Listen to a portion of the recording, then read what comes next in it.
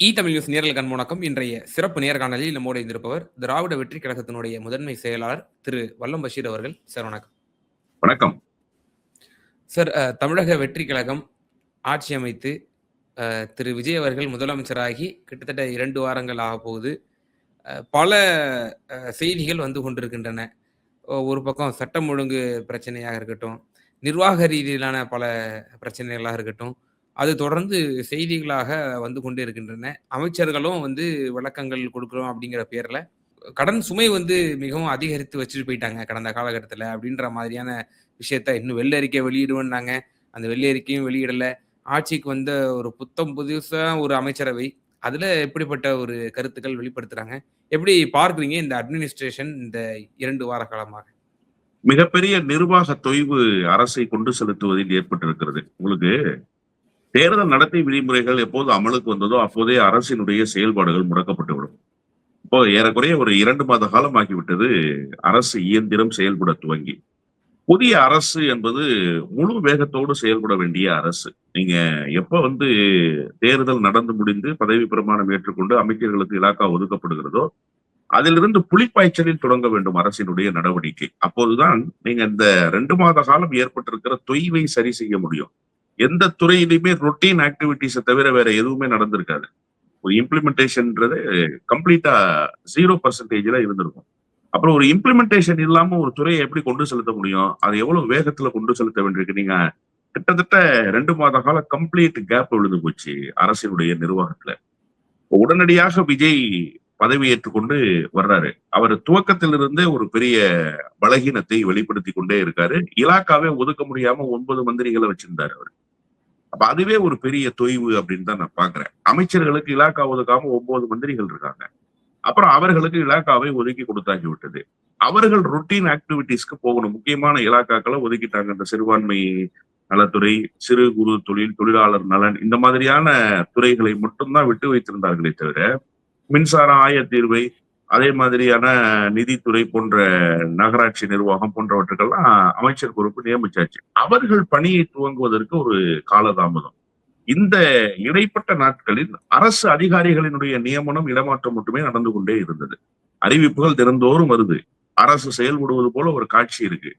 ஆனா என்னன்னு பாத்தீங்கன்னா, இன்டர்னலா அரசு முழுமையாக செயலிழந்து போயிருக்கு. அரசு ஆமை வேகத்தில் கூட நகரவில்லை என்பதுதான் யதார்த்தமான உண்மை. அதற்கான சாட்சி தான் கடந்த 6 நாட்களாக தலைநகர் சென்னை மின்சாரம் இல்லாமல் இருளிலே மூழ்கி கிடக்கிறது. இதுதான் முதல் முறை சென்னையில இப்படிப்பட்ட அவதி ஏற்படுவது. 2006 இருந்து 2011 வரைக்கும் மின்சார தட்டுப்பாடு என்பது உண்மையிலேயே தமிழ்நாட்டில் இருந்தது. ஆற்காடு வீராசாமி அவர்கள் தான் அன்றைக்கு மின்சாரத்துறையினுடைய அமைச்சர். பல விமர்சனங்களுக்கு திமுக அரசு அப்போது ஆளானது. அதற்கு மிக முக்கியமான காரணம் நிர்வாக சீர்கேடு அல்ல, மின்சார உற்பத்தியிலே இருந்த தொய்வு. மின்சார உற்பத்தி என்பது மாநில அரசுக்கு சம்பந்தப்பட்டது அல்ல, அது தனியாருக்கு சம்பந்தப்பட்டது. மின்சாரத்தை வாங்கித்தான் விநியோகம் செய்யணும். உட்கட்டமைப்பில் விநியோகத்தை இன்க்ரீஸ் பண்ண முடியாத ஒரு சுச்சுவேஷன் இருந்துச்சு. அதன் பிறகு கலைஞர் சில வியூகங்களை வகுத்து அணு மின் நிலையங்களை கொண்டு வந்தார், அனல் மின் நிலையங்களை கொண்டு வந்தார். அதன் பிறகாக அந்த மின்சார உற்பத்திங்கிறது சீராச்சு. அப்ப இருந்த காலகட்டத்துல மின்சார பற்றாக்குறை என்பது வேறு. இப்ப மின்சார பற்றாக்குறை என்பதே கிடையாது. மின் மிகை மாநிலமாக மாறி இருக்கு. மின்மிகை மாநிலமாக மாறிய ஒரு மாநிலத்துல தலைநகர் சென்னைக்குள்ள மின்சார விநியோகத்தை சீராக கொடுக்க முடியாம குளத்தூர், பெரம்பூர் போன்ற பகுதிகளெல்லாம் 5 மணி நேரம் 6 மணி நேரம் மின்சாரம் இல்லாமல் தவிக்கக்கூடிய காட்சி சென்னையினுடைய பிரதான பகுதியாக இருக்கக்கூடிய வேளச்சேரி, சைதாப்பேட்டை போன்ற பகுதிகளில் இரவு நேரங்கள்ல மின்சாரம் இல்லாத காட்சியை முழுமையாக பார்க்க முடியுது. இதை தாண்டி இன்னொரு மிக முக்கியமான செய்தி என்ன அப்படின்னு சொன்னா, நகர கட்டமைப்புகளை மேம்படுத்துகிற அந்த துறை முழுவதுமாக இயங்கவில்லை என்கிற செய்தியை கட்டமைப்பு துறையில் இருக்கக்கூடிய கட்டிட தொழிலாளர்களாக இருக்கக்கூடியவர்கள் வெளிப்படுத்துறாங்க. அனுமதிகள் கிடைக்கல, ஏற்கனவே கொடுக்கப்பட்ட மனுக்களின் மீது எந்த விதமான நகர்வுகளும் இல்லை, ஒரு பெரிய தொய்வு ஏற்பட்டிருக்கு அப்படின்னு. மொத்தமாக அரசு நிர்வாகம் என்பது மிகப்பெரிய பின்னடைவை சந்தித்திருக்கிறது. நீங்க இயல்பாக ஒரு விஷயத்த உள்வாங்கணும். என்ன அப்படின்னு கேட்டா, அரசு நிர்வாகம் என்பது சீராக இயங்கிக் கொண்டே இருக்கணும். நீங்க நிதி பற்றாக்குறை இருக்கலாம், அல்லது நிர்வாக ரீதியாக வேறு சில பிரச்சனைகள் இருக்கலாம், அரசுக்கு நெருக்கடிகள் இருக்கலாம், அதெல்லாம் வேறு. அரசு இயந்திரம் நிற்காமல் இயங்குவது ஒன்றுதான் ஒரு மாநிலத்தை சீராக இயக்குவதற்கான அறிகுறியாக பார்க்கப்படும். அப்போ ஒரு அரசு நிர்வாகம் என்பது தொய்வை சந்திச்சிருச்சு அப்படின்னா அந்த மாநிலம் ஒரு தொய்வை சந்திச்சிருந்ததாகத்தான் பொருள் கொள்ளப்படும். இந்த நிதி பற்றாக்குறைன்னு இவங்க சொல்றாங்க இல்லையா? இந்த நிதி பற்றாக்குறை என்பது எப்படி வந்திருக்கிறது? அதை நிதி மேலாண்மை கொண்டு எப்படி சரி செய்யணும்? அப்படிங்கிற வியூகத்தை யார் வகுக்க வேண்டியிருக்கு? எல்லா அரசும் விட்டு செல்கிற போது புதிதாக வரக்கூடிய அரசுக்கு நிதி நெருக்கடி இருப்பது என்பது இயல்புதானே. அப்ப கடந்த காலத்தில் அரசுகள் எப்படி சீராக இயங்கியது? 2 மாதத்துக்குள்ளாக நிதி நெருக்கடி கழுத்தை பிடிச்சிருச்சா? இப்ப மார்ச் மாசம் வரைக்கும் நிதி நெருக்கடி இல்லாம தானே கொண்டு போயிருக்காங்க. அப்ப மார்ச் மாசம் வரைக்கும் நிதி நெருக்கடி இல்லாம கொண்டு போனாங்கங்கிற செய்தியை உள்வாங்குகிறதா விஜயினுடைய அரசாங்கம்? இல்ல நிதி நெருக்கடி இருந்து நிதி மேலாண்மையில அதை சீர்தூக்கி நிறுத்திட்டாரு மு.க.ஸ்டாலின் அப்படிங்கிறத உள்வாங்குதா விஜயினுடைய அரசாங்கம்? இப்ப எந்த பாயிண்ட்டுக்குள்ள நீங்க நிக்கிறீங்க அப்படிங்கிற பிரதானமான கேள்வி இருக்கு. எல்லா திட்டங்களையும் செயல்படுத்தினார்கள். அரசு இயந்திரம் முழுமையாக இயங்கியது. எந்த இடத்திலும் தொய்வே இல்லை. அப்ப எப்படி நிதி பற்றாக்குறை ஏற்பட்டிருக்கும்? நிதியினால் ஒரு அரசு தொய்வடையுமா? அதுதான் ஒரு பிரதானமான காரணமாக இருக்க முடியுமா? கடன் சுமை அதிகரிச்சிருச்சுன்னா கடன் சுமை இல்லாத நாடுகள் எது? வளர்ந்த நாடுகள் கூட கடனோடு தானே இருக்கு. 35 லட்சம் கோடி ரூபாய் கடன் வாங்கி இருக்கிறது அமெரிக்கா. இதை விட ஒரு பெரிய கடனை நீங்க ஒரு நாட்டின் மீது சுமத்த முடியுமா? இப்ப அமெரிக்கா என்ன தொய்வை சந்திச்சிருச்சு? நீங்க வளர்ந்த நாடு என்று பட்டியல் போடுகிற 5 நாடுகளுக்குள்ள இருக்கிற ஆஸ்திரேலியா, சைனா, ஜப்பான் இவையெல்லாம் கடனை பெற்றுக்கொண்டுதான் அரசாங்கத்தை நடத்துகிறது. எடப்பாடி பழனிசாமி அரசாங்கத்தை விட்டுவிட்டு போகிற போது அரசாங்கத்தினுடைய கஜானா என்ன நிரம்பியா வழிந்தது? இல்லையே. அப்போதும் நிதி பற்றாக்குறை இருந்தது. இன்னும் சொல்ல வேண்டும் என்று சொன்னால் அரசு அந்த நேரத்தில் போர்க்கால அடிப்படையில் இயங்க வேண்டிய கட்டாயத்தில் இருந்தது. நிதி பற்றாக்குறை பற்றி எல்லாம் பேசவே முடியாத ஒரு சூழல். ஏன்னா கொரோனா யுத்த காலத்தில் ஒட்டுமொத்த உலகமும் மூழ்கி கிடந்த நேரம். தடுப்பூசிகள் கூட செலுத்த முடியாத நிலைமையில் மாநில அரசு இருந்தது. அதன் பிறகு பொறுப்பேற்றுக் கொண்டு வந்தார் அண்ணன் மு.க.ஸ்டாலின். இந்த அரசு இயந்திரத்தை 5 ஆண்டுகள் செம்மையாகத்தானே வழிநடத்தி இருக்கிறார். 5 ஆண்டுகளாக நிதி நெருக்கடி இல்லைன்னு நினைக்கிறீங்களா?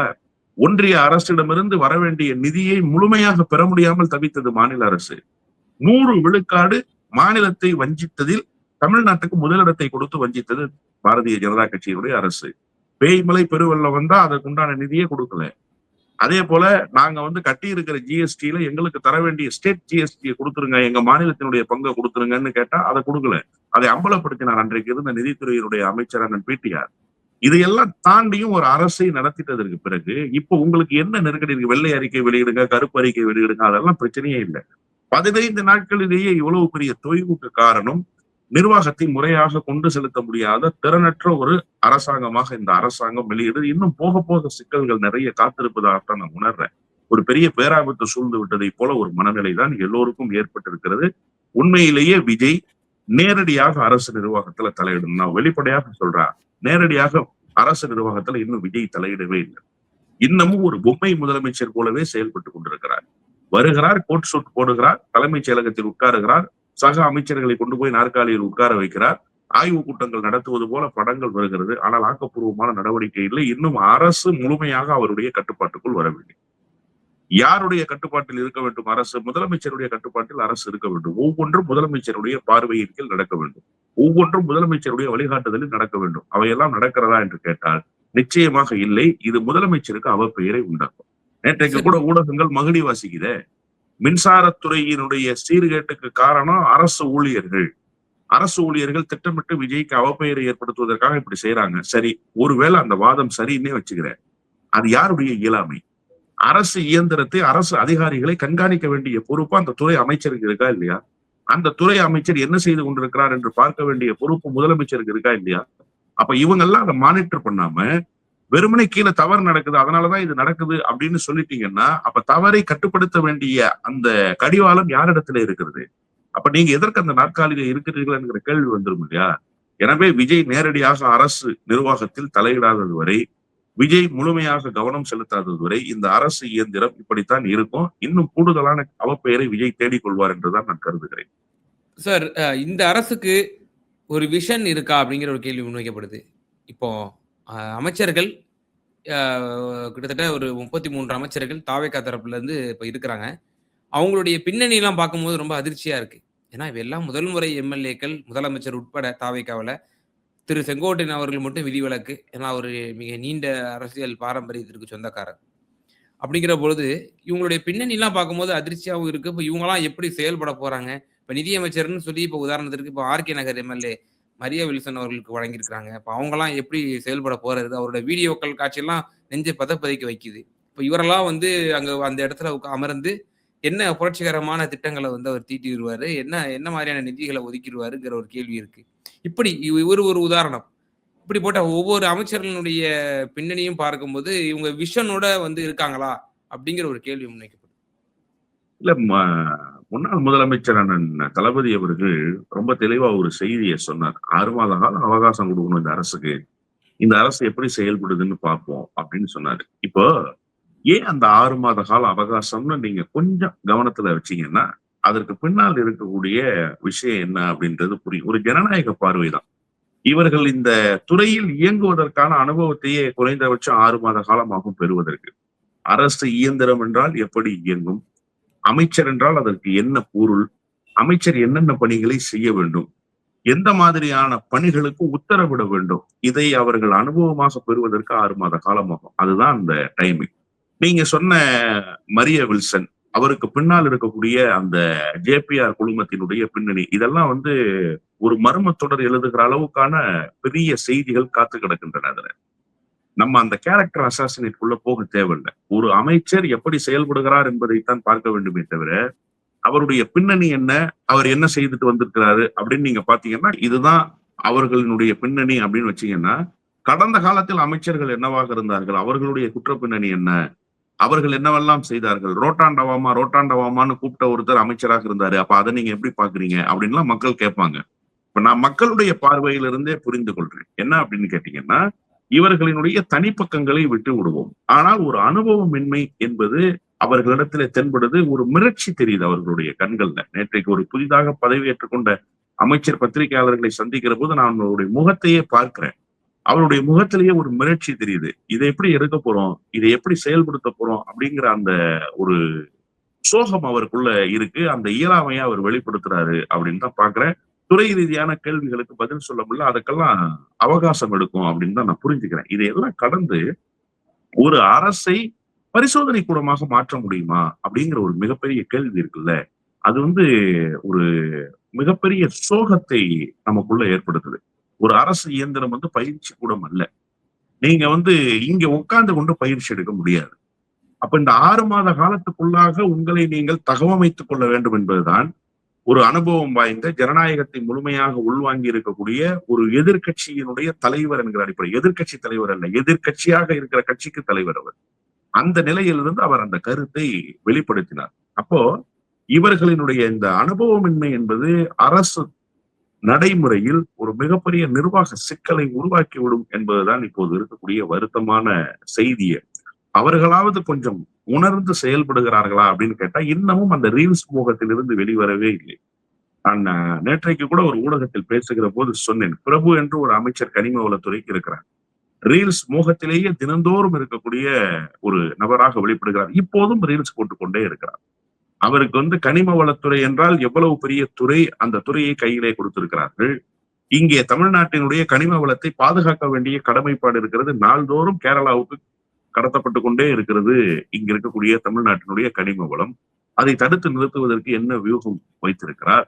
மணல் குறிப்பிட்ட அளவுக்கு மேல் அள்ளக்கூடாது என்று தமிழ்நாடு அரசு உத்தரவு வைத்திருந்தாலும் எல்லா ஆட்சி காலத்திலும் வரைவு அளவை மீறி கூடுதலாக மணல் அள்ளிக் கொண்டே இருக்கிறார்கள். அதற்கு பல கட்டமாக ஏஜென்ட்டுகள் பணியாற்றி கொண்டே இருக்கிறார்கள். அதை தடுப்பதற்கு என்ன வியூகத்தை வைத்திருக்கிறார்? அவருடைய காரைக்குடி தொகுதிக்கு பக்கத்திலேயே ஒரு மிகப்பெரிய தொழிலதிபர் ஒருத்தர் மணல் அள்ளியே சம்பாதித்தவர் இருக்கிறார். அவருக்கு தெரியும், நான் பேரை எல்லாம் சொல்ல விரும்பல. அவர் மீதெல்லாம் என்ன நடவடிக்கை எடுத்திருக்காங்க?